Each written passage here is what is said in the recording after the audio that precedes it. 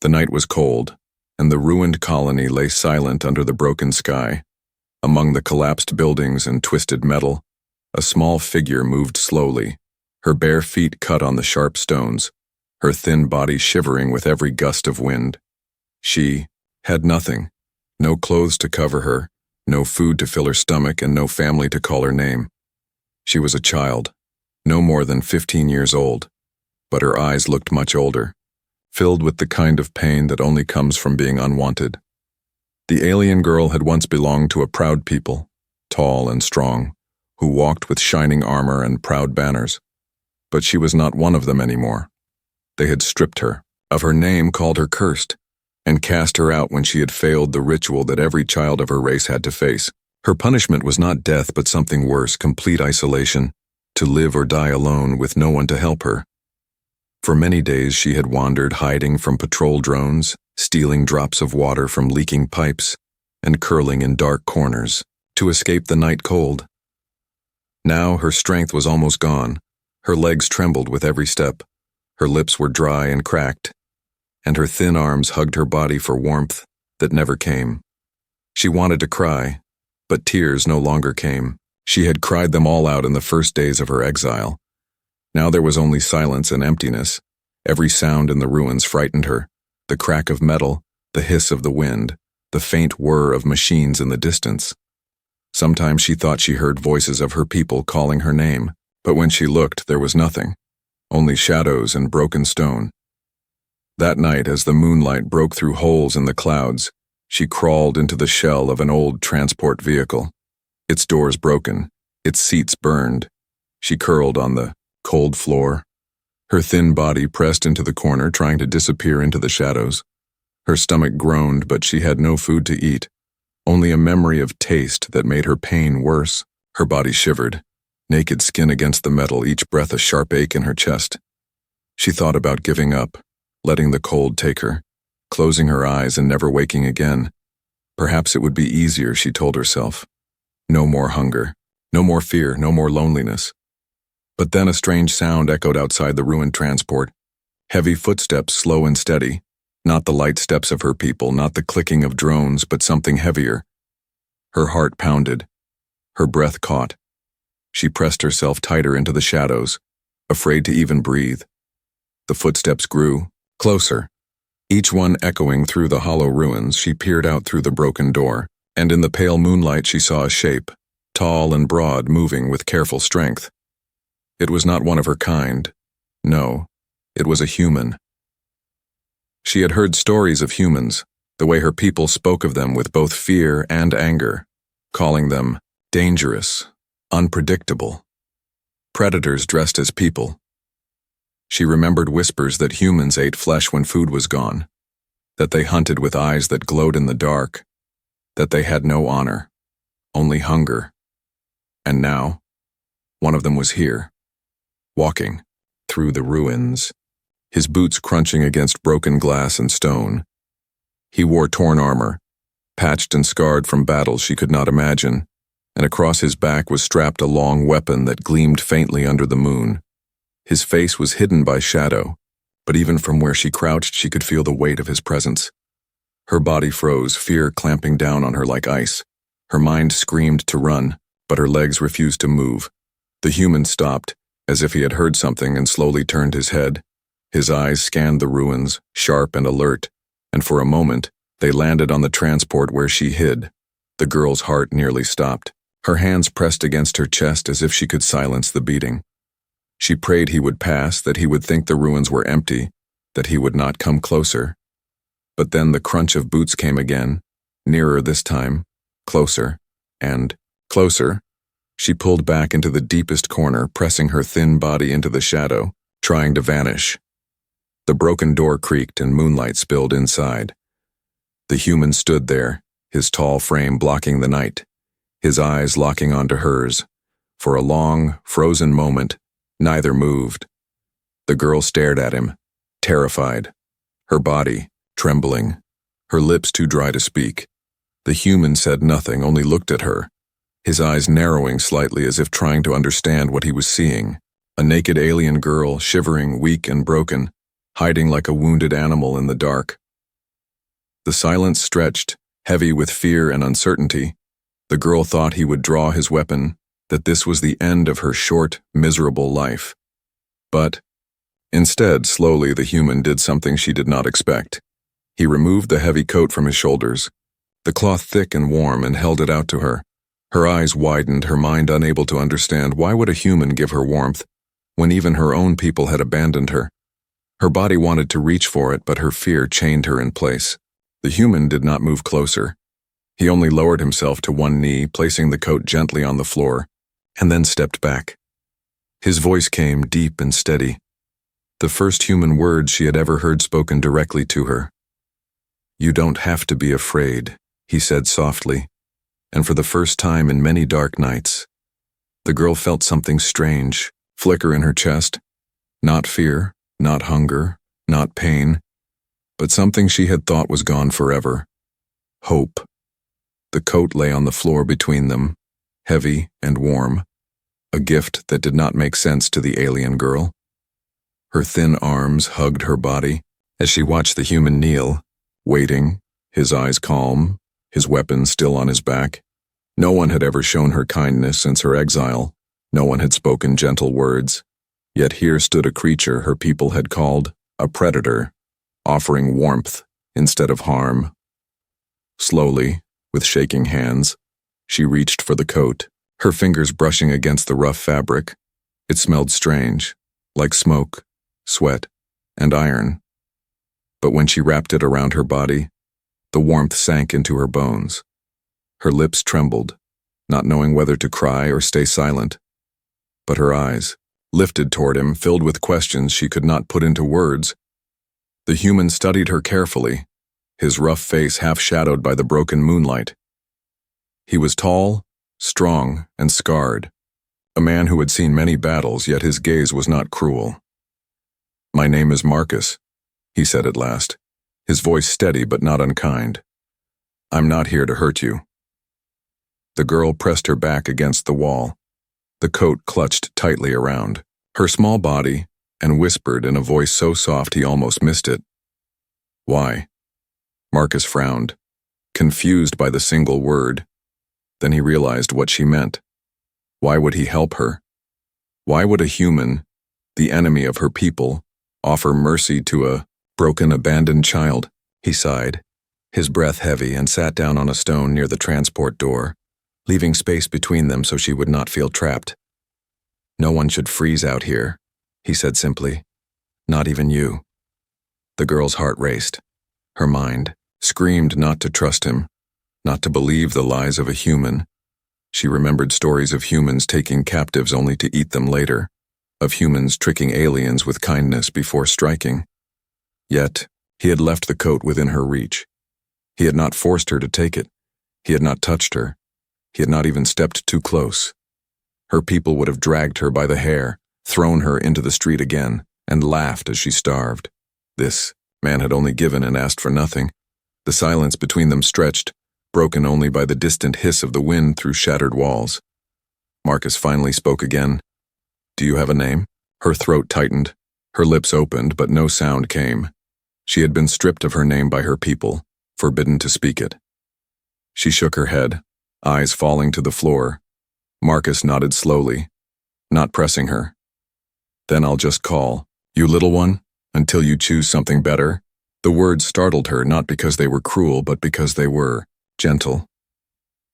Something in his tone was not mocking, not harsh, but protective, like a wall built against the cold.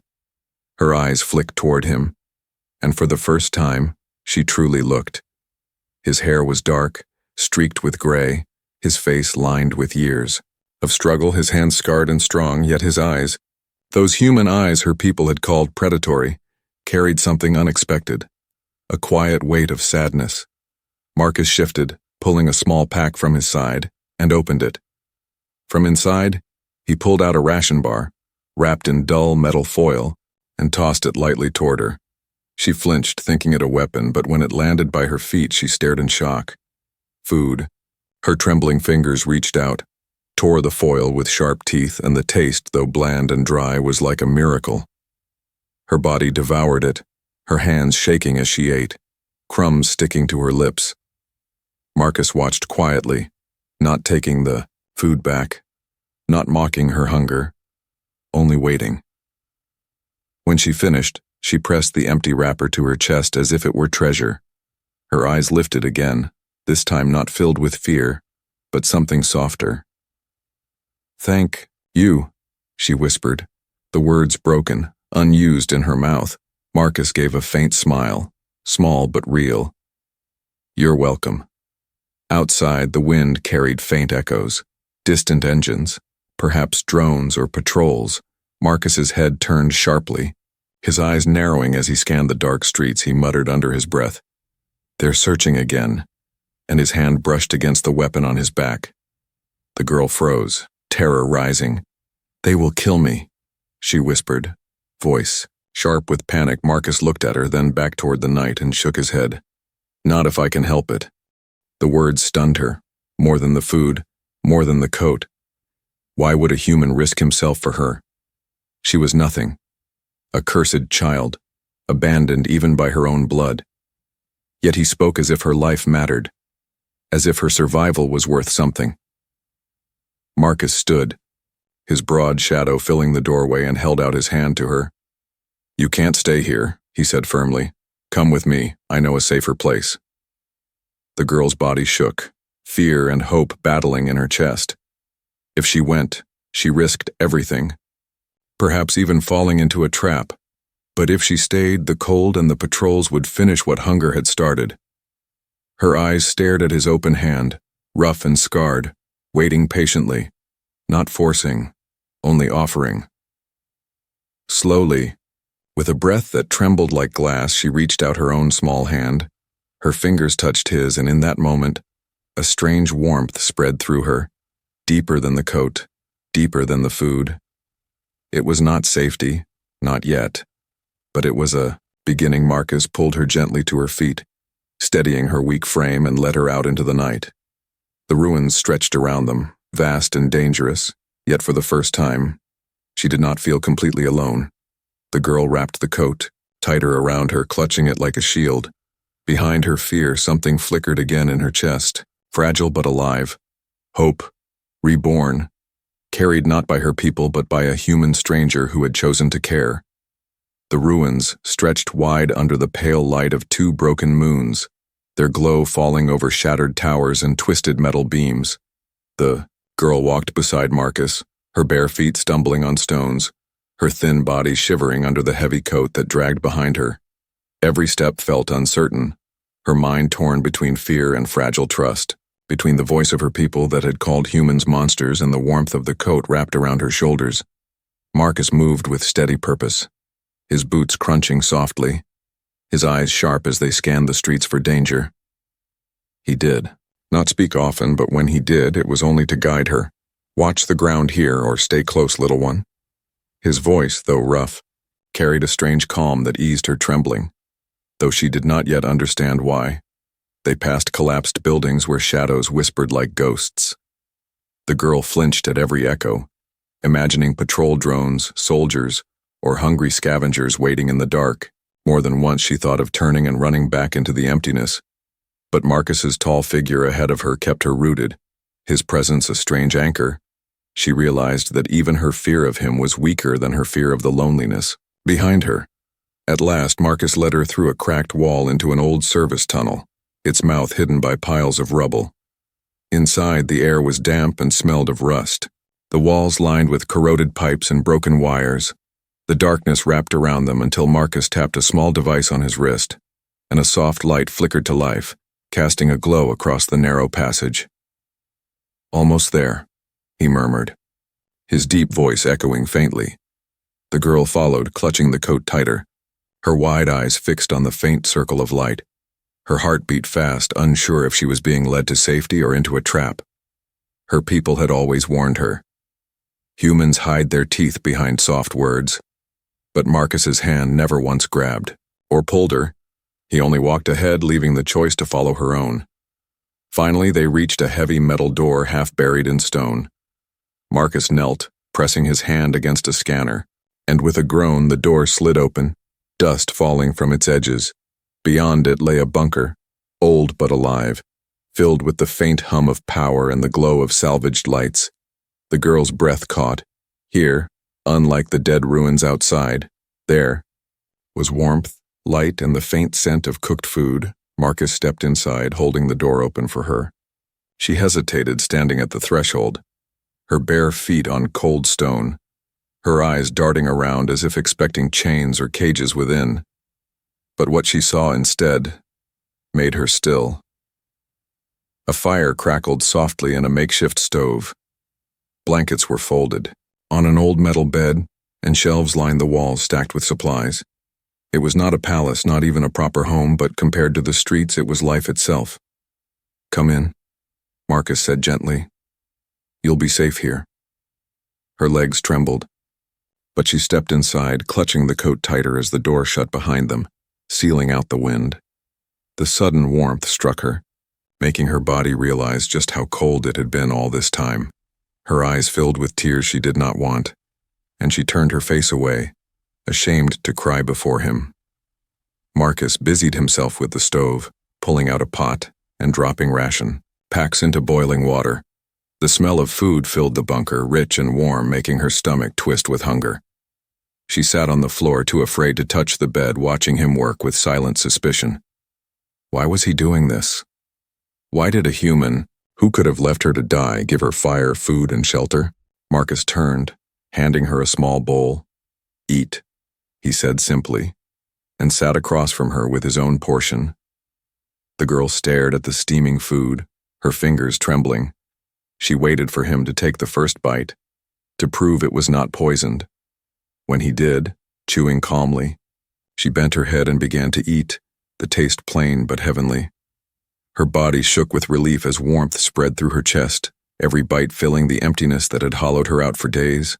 Marcus watched her quietly, saying nothing, until her bowl was empty and her head lifted. Her eyes met his, wide, shining, uncertain.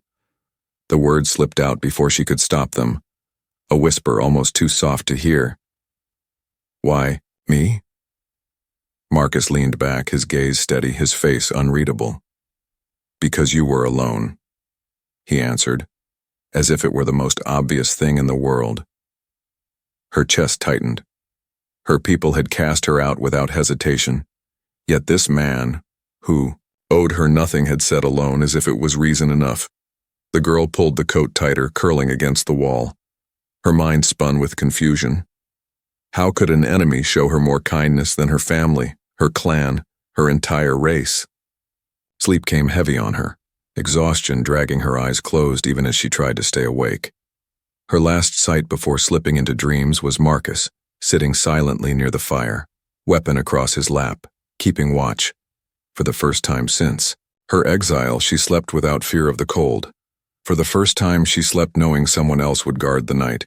And in her sleep, the dark emptiness inside her heart cracked just enough to let something small slip in. Not trust, not yet, but the faint, fragile beginning of it. The fire burned low in the bunker, soft orange light flickering against the metal walls. Marcus sat with his back to the wall, weapon across his knees, his eyes half closed but never fully at rest. The girl lay curled beneath his heavy coat on the floor, her thin frame finally still after days of running, her breaths slow, her face calm for the first time in weeks. He studied her in the quiet, wondering how one so young had been left to fend for herself in a world this cruel. When morning came, the dim lights of the bunker buzzed faintly, and the girl stirred, blinking against the glow. She pulled the coat tighter, her eyes darting nervously until she remembered where she was.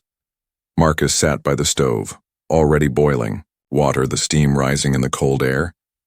He looked at her briefly and spoke, his voice steady. "Food will be ready soon." She said nothing, only nodded, her voice caught in her throat. As she ate, Marcus kept his distance, letting her take her time, not pressing her with questions, but her silence weighed heavy, and finally, he spoke again, his tone softer this time. "You don't have to tell me anything," he said. "But if you want to, I'll listen." The words startled her, almost more than the food and the coat had. Her people had silenced her, calling her cursed, treating her story like poison.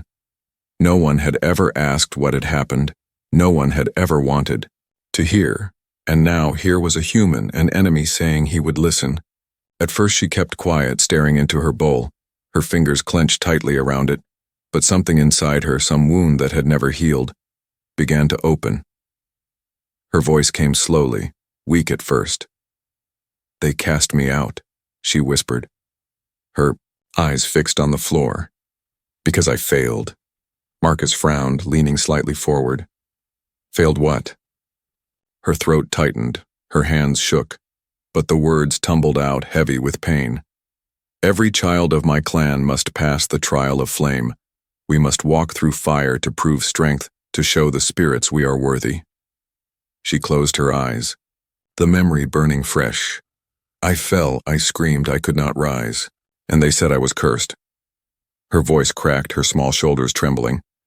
"They stripped me of my name, they tore away my clothes, and they pushed me beyond the gates alone with nothing." Her eyes lifted briefly, filled with tears. Even my mother turned her face from me. The silence that followed was thick, broken only by the soft hiss of the stove. Marcus's jaw tightened, his scarred hands curling into fists. He had seen many kinds of cruelty in war, but none cut so deep as the cruelty of kin abandoning their own. His voice was rough when he finally spoke, but steady. "You were just a child." The girl shook her head fiercely, tears spilling down her cheeks. In their eyes, I was weak, unworthy, no longer part of them. Her voice dropped to a whisper, raw and sharp. "Better dead than dishonor." Marcus leaned forward, his eyes locking onto hers. "That's not true," he said firmly, his tone carrying the weight of conviction. "You survived when others would have given up. That is strength, not weakness." She blinked, stunned by the words. Her people had spat curses at her, called her broken, worthless, cursed. But this human who should have hated her had spoken the opposite. Her lips trembled, her voice unsure. "You don't know me." Marcus's expression softened, though. His eyes stayed steady. "No, I don't know everything," he admitted, "but I know this. Anyone who has lived through what you've lived through is stronger than most." The girl turned her face away, unable to hold his gaze. Her heart pounded, caught between disbelief and a strange warmth she could not explain. Was this what it felt like to be seen, to be told she mattered? The thought terrified her as much as it comforted her. Later, as the day stretched on, she found herself watching Marcus as he worked. He moved with quiet efficiency, repairing equipment, checking weapons, rationing supplies. His presence filled the bunker with a steady calm, like a mountain that would not move. And she realized something dangerous.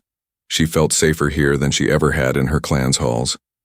That night, as the fire dimmed again, Marcus spoke once more, his voice thoughtful. "You carry heavy secrets, little one, but they don't have to define you." She hugged the coat tighter, her eyes fixed on the firelight dancing across the floor. "What else can I be?" she whispered. "If not cursed." Marcus's answer came without hesitation. "You can be someone who survives, someone who chooses her own worth." The girl lay awake long after he had closed his eyes, his words echoing in her heart, battling against years of pain and shame. Her people had given her nothing but exile, yet here in the ruins, with a stranger from a race she had feared, she felt the first stirrings of something she thought she had lost forever. Not just hope, but identity, fragile and new, waiting to be born. The night was quiet, too quiet. The kind of silence that did not belong to ruined cities. Marcus sat by the stove, cleaning his weapon in slow, careful motions, his ears sharp to every creak of the bunker. The girl lay curled on the floor beneath his coat, her body warm for the first time in weeks, but her dreams restless, shadows chasing her even in sleep. Then, faint at first, a sound came through the silence, engines heavy and low rolling over the broken streets above them. Marcus stiffened, his scarred fingers stilling on the weapon, his eyes narrowing toward the bunker door. The hum of machinery grew louder, joined by the sharp crack of boots on stone, a patrol sweeping the ruins. The girl stirred, her eyes blinking open. And at once she felt it too, the vibration in the ground, the sound of metal feet clanging in rhythm. Her blood froze, her body trembling as old fear slammed into her chest. "It's them," she whispered, her voice thin as glass. "Dave, come." Marcus looked at her, reading the terror in her eyes, and set the weapon down with slow care. "They won't touch you," he said, his voice steady, a promise carved in stone. But the girl shook her head wildly, tears already gathering. "You don't understand," she gasped, clutching the coat tighter around her. "If they find me here, they will kill us both. No, worse, they will make you suffer for helping me." Her panic rose, her breath sharp and fast. She tried to stand, to run for the door, to flee into the night. But Marcus's hand caught her shoulder, firm but not cruel. "Stay," he commanded softly, his eyes locking onto hers. "Running will only bring them straight to you." The engines outside slowed. Voices barked in harsh alien tones. Marcus listened carefully, his mind racing, calculating their distance, their numbers. His bunker was hidden but not invisible. If the patrol swept too close, they would see the heat from the stove, hear the hum of power, smell the faint traces of food. The girl pressed herself into the wall, her hands over her mouth, her whole body trembling. She remembered the eyes of the clan elders, the way they had spat at her, cursed her, stripped her bare, and she remembered the soldiers who dragged exiles into the streets. Their laughter, cruel as they hurled rocks. She was sure this was the end, that no shelter could hide her, not even a human's kindness. Marcus stood slowly, his weapon in hand now, his broad shadow filling the small room. He did not move with panic, but with deliberate calm, his boots silent on the floor as he crossed to the door. The girl's heart hammered as she watched him press his ear against the metal. The voices outside grew clearer. Search orders, calls to check the ruins, orders to leave nothing unturned. "They're sweeping," Marcus murmured, almost to himself. He glanced, back at the girl, her wide eyes staring at him, desperate and afraid. "Listen to me," he said firmly. "If they come in, you stay hidden behind that wall. No matter what happens, you don't move." She shook her head, tears spilling. "They'll kill you." Marcus gave a faint, grim smile, one that did not reach his eyes. "I've lived through worse," he said, "and I won't let them take you." The girl's throat ached, her chest burning with fear and confusion. Why would he risk his life? For her, she was nothing. Cursed. Abandoned. But Marcus spoke it as if it were truth, as if her survival was worth every risk. The sounds outside drew closer. The hiss of scanners, the thump of armored boots, the hum of drones hovering low. The girl covered, her ears praying to spirits that had abandoned her long ago. But Marcus moved like a soldier preparing for war, his hands steady, his eyes sharp. He checked his weapon, then crouched by the door, every muscle ready. The moment stretched, thick and heavy, every sound magnified. A beam of light swept across the rubble outside, pausing on the tunnel entrance. The girl's heart stopped, her nails digging into her palms until blood ran. The patrol leader barked something in their harsh tongue, and footsteps turned toward the hidden door. Marcus looked back once more, his eyes locking with the girl's. She wanted to scream, to beg him not to fight, to beg him to leave her and save himself. But no words came, only the sight of him standing tall, his weapon ready. And in that moment, something inside her shifted. This man was not just a stranger, not just a human, he was a shield, a wall between her and the world that hated her. The bunker shook as a hand slammed against the outer wall, testing for weakness. The girl buried her face in the coat, tears spilling hot and silent. Marcus raised his weapon, breath steady, waiting. If they broke through, he would fight. Not because he had to, but because he had chosen to. The patrol lingered, voices murmuring, scanners buzzing. The girl's heart pounded so loud she thought it would betray them. But after long, agonizing moments, the footsteps began to fade, the engines rumbling again, moving on. The tension in the bunker cracked, air rushing back into her lungs. Marcus lowered his weapon slowly, his body relaxing inch by inch. He turned, back toward her, and for the first time his eyes softened. "They're gone," he said quietly. The girl stared at him, her chest heaving, her face wet with tears. Her whole body shook as she whispered, "Why? Why didn't you give me up?" Marcus looked at her as if the question itself was strange. "Because you're alive," he answered simply, "and that's worth protecting." The girl's heart twisted, the words striking deeper than any wound. Her people had told her she was cursed, worthless, better dead. But this man, this human, had looked death in the face and chosen her instead. In the silence that followed, she pulled the coat tighter, pressing it to her chest as if it were armor. And though fear still clung, to her bones another feeling rose slowly, fragile but real. Trust. The bunker felt smaller after the patrol passed, its walls pressing in with the memory of heavy boots and scanning lights. The girl sat trembling, clutching Marcus's coat against her chest, her wide eyes staring at the sealed door as if the soldiers might still burst through at any moment. Her breath came in sharp, shallow gasps, the kind born of too many nights hiding from death. Marcus watched her silently, his weapon resting across his knees, his broad shoulders tense even in stillness. "They'll be back," he said at last, his voice quiet but firm. "They're sweeping the ruins more often now." The girl flinched, her lips parting. Then we are not safe here?" Marcus shook his head, his gaze steady on the dark metal of the door. "No shelter lasts forever," he replied, then looked at her, his eyes holding hers like anchors. "But you're not alone anymore, and I'll get you out." The words settled over her like fire and ice together. Part of her wanted to believe, to cling to his promise as if it were rope pulling her from drowning waters. But another part whispered the old voices of her people. Humans deceive, humans devour. Trust them, and you will die. She hugged the coat tighter, torn between those voices and the strange warmth that Marcus's presence gave her. Marcus rose, his movements deliberate, calm. He slung his pack over one shoulder and checked his weapon, the motions practiced and sure. Then he held out his hand to her, scarred and steady. "We move now before night fades." Her throat tightened, her eyes dropping to his hand. That hand had carried weapons, fought battles, ended lives. She could see the history etched in the scars. And yet it was the same hand that had given her food, warmth, and safety. Her heart pounded as she reached out, her small fingers sliding into his palm. The contact jolted her. His hand was warm, strong, and for a moment she felt shielded. He pulled her gently to her feet, steadying her when her weak legs faltered.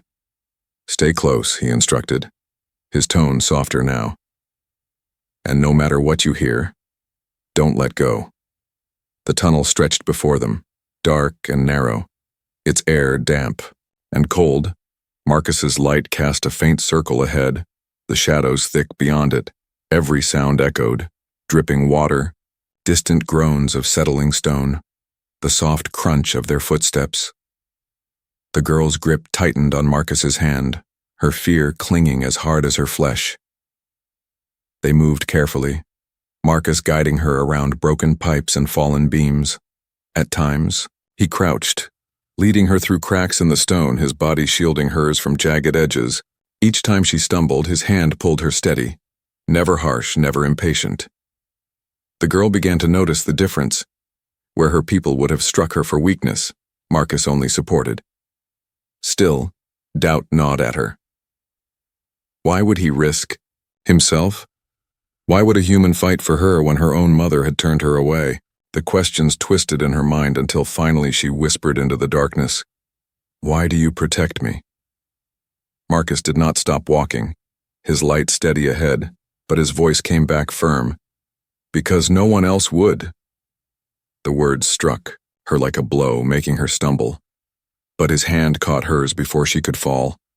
His voice softened then, almost too quiet. "And because I've been where you are, alone, unwanted, left behind." Her breath caught, her eyes wide in the dark. He spoke with such certainty that she knew it was no lie. She wanted to ask, to know more. But the weight in his tone told her the wound was too deep, too raw to press, so she only held his hand tighter, silent but no longer questioning. Hours passed as they wound deeper through the tunnels. The girl's legs grew heavy, her breath sharp. But Marcus slowed his pace. For her, matching her weakness without complaint. Finally, they reached a cavern where broken lights flickered faintly, a place where old machines slept beneath layers of dust. Marcus crouched, checking the ground, his soldier's eyes searching for signs of patrols. "All clear," he said, guiding her forward. But as they crossed the cavern, a sharp whir echoed. One of the machines stirred, its sensors flickering awake. The girl gasped, panic slamming into her chest. "They'll find us," she cried, her grip crushing his hand. Marcus pulled her close, his other hand raising the weapon, his body positioned between her and the sound. The machine scanned, lights sweeping across the cavern. The girl buried her face against his arm, trembling, certain death was seconds away. But Marcus's voice came low and steady, not for the machine, but for her. "Breathe, little one. I've got you." The lights swept past, failing to catch them in the shadows, and after long minutes the machine powered down again, returning to silence. Only then did Marcus lower his weapon, exhaling slowly. The girl's body sagged with relief, her knees weak. But Marcus lifted her gently, carrying her a few steps until she could stand again. Her eyes lifted to his face, shadowed in the dim light. He looked unshaken, but she realized his strength was not in being unafraid. It was in carrying fear without letting it break him. They continued on, their footsteps softer now, their bond deeper with every step. The girl no longer thought of letting go, no longer wondered if he would abandon her. Somewhere in the dark, trust had taken root, fragile but alive. And though danger still waited in every corner of the ruins, she felt, for the first time, that survival was no longer hers alone to bear. By the time Marcus stopped, leading her into a new chamber with thicker walls and fresher air, the girl's exhaustion had grown too heavy. She sank to the ground, wrapping herself in the coat, her eyes heavy, but her hand still holding his. Even in sleep, Marcus sat beside her, his weapon resting on his knees once more. And in the silence of the ruins, he looked at her small hand in his scarred palm and let out a breath he hadn't realized he was holding. For both of them, trust had been tested, and though fragile, it had not broken. It had only grown stronger, forged in fear, and lit by the faint, flickering fire of hope. The tunnels were quiet again, the patrols gone for now, but their presence lingered like ghosts in the girl's chest. She sat near the wall of the cavern Marcus had chosen for rest, the coat wrapped tight around her thin frame, the firelight dancing across her tired face. Her small hands clutched the fabric as though it were the last barrier between her and the cold world that had rejected her.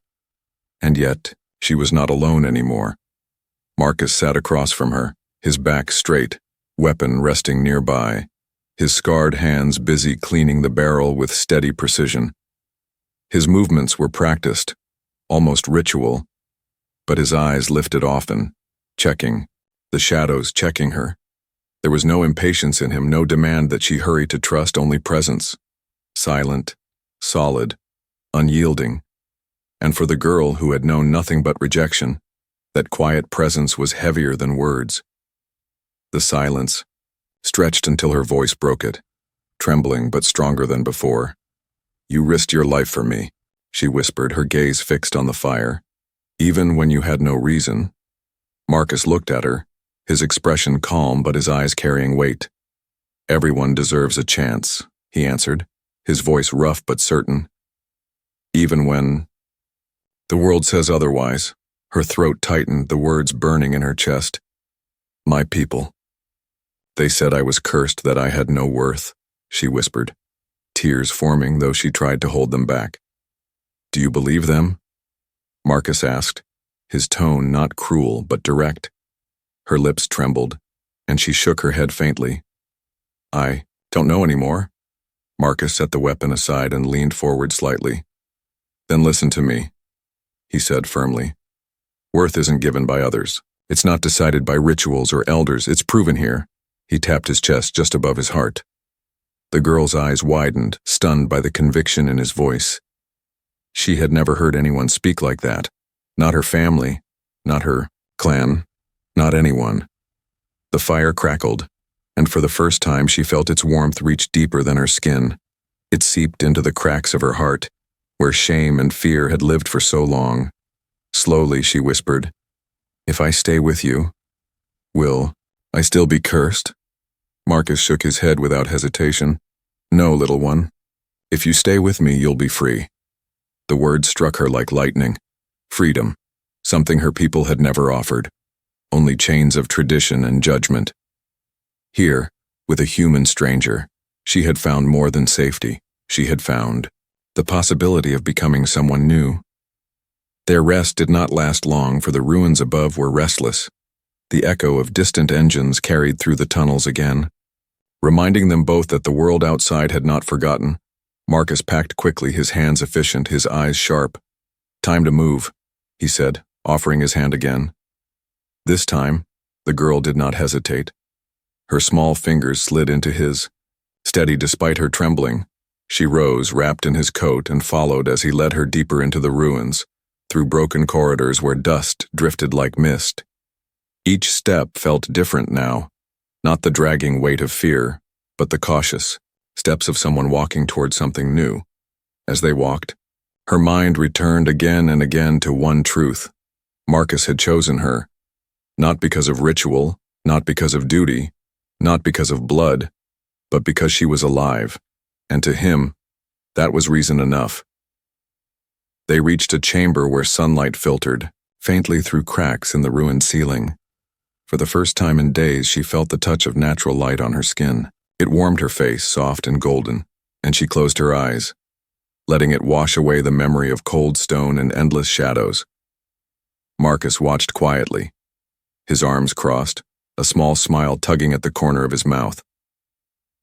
When she opened her eyes again, she looked at him with a